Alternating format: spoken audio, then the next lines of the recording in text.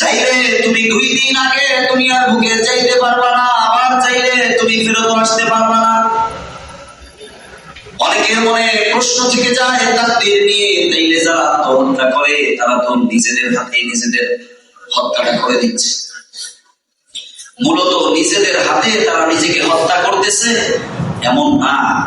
আল্লাহ জানতেন যে এ এইভাবে মৃত্যুবরণ করবে, তো তাকে ওইভাবে মৃত্যুবরণ করার সক্ষমতাটা দিয়ে দিচ্ছেন কে?